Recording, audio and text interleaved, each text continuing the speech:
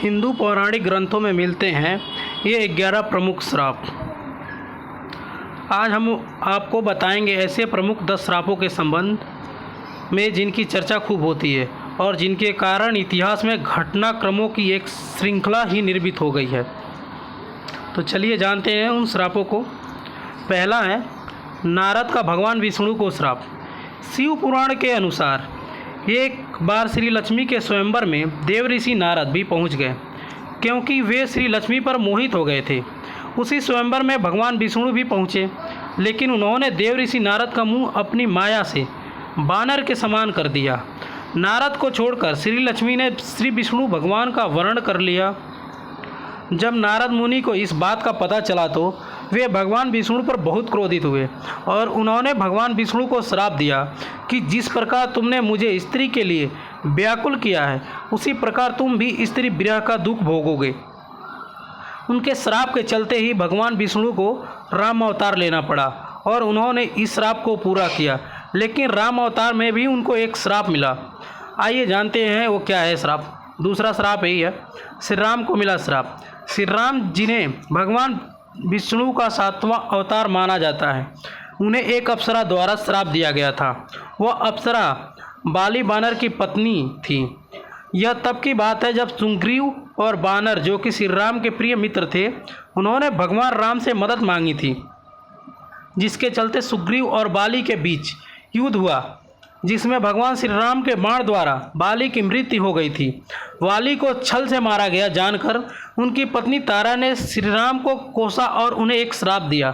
श्राप के अनुसार भगवान राम अपनी पत्नी सीता को पाने के बाद जल्द ही खो देंगे। उसने यह भी कहा कि अगले जन्म में उनकी मृत्यु उसी के पति बाली द्वारा हो जाएगी।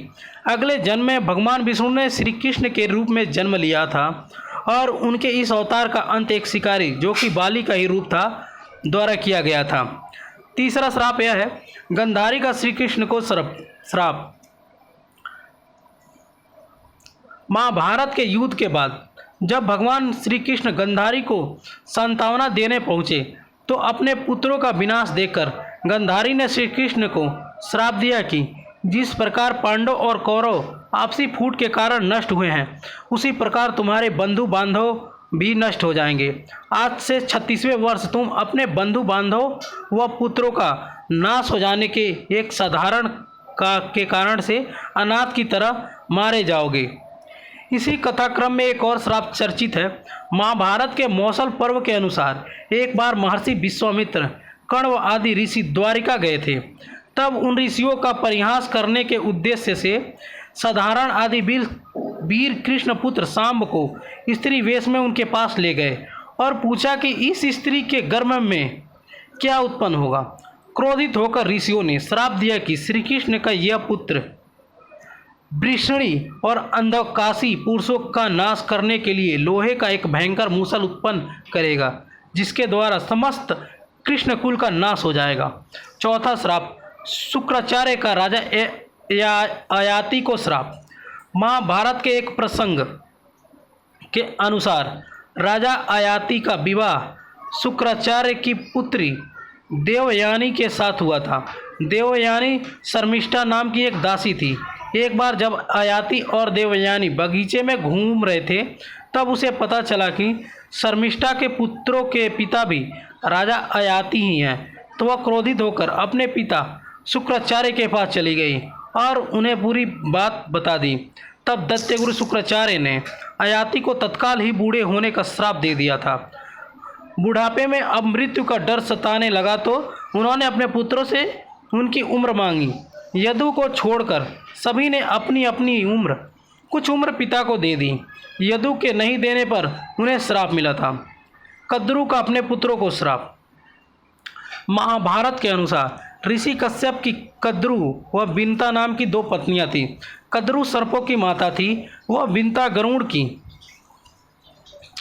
एक बार कद्रु व बिंता ने एक सफ़ेद रंग का घोड़ा देखा और शर्त लगाई। बिंता ने कहा कि ये घोड़ा पूरी तरह सफ़ेद है और कद्रु ने कहा कि ये घोड़ा तो सफ़ेद है, लेकिन इसकी पूंछ काली है।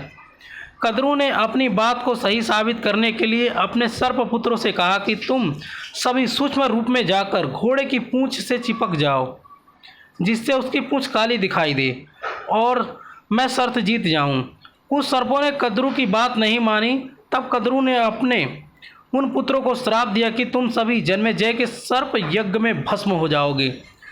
छठवां श्राप, नंदी का रावण को श्राप।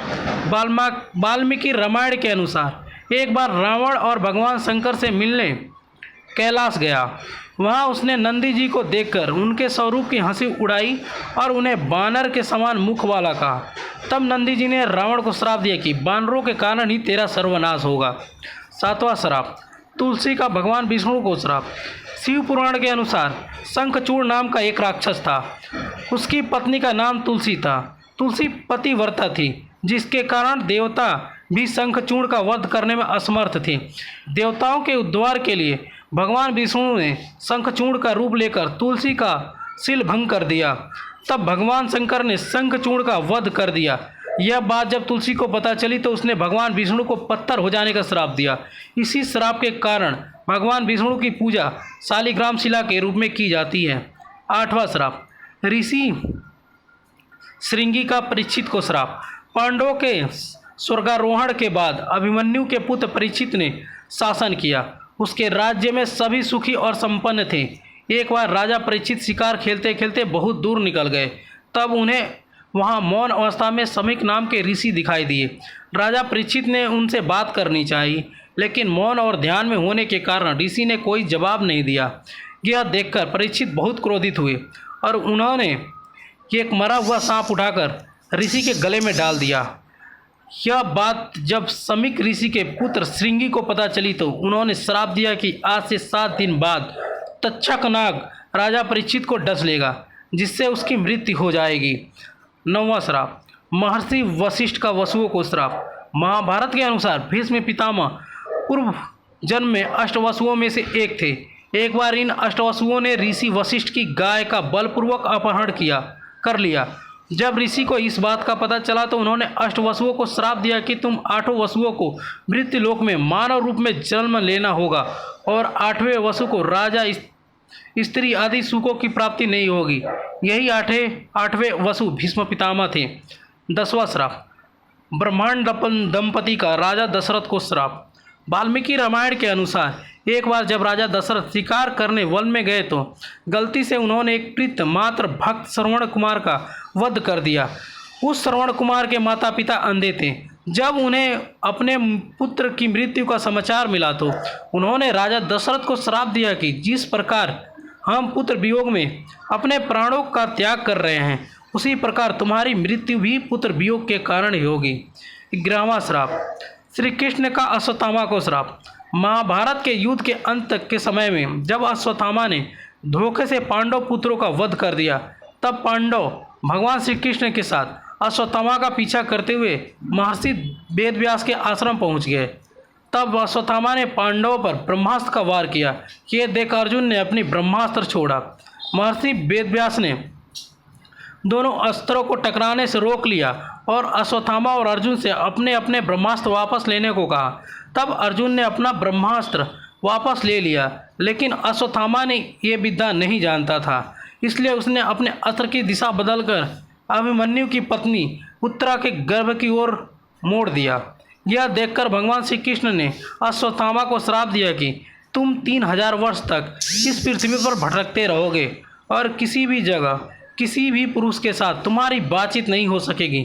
तुम्हारे शरीर से पीप और लहू की गंध निकलेगी, इसलिए तुम मनुष्यों के बीच नहीं रह सकोगे, दुर्गम वन में ही पड़े रहोगे। अगर यह जानकारी अच्छी लगी हो तो कृपया मेरे चैनल को सब्सक्राइब करें।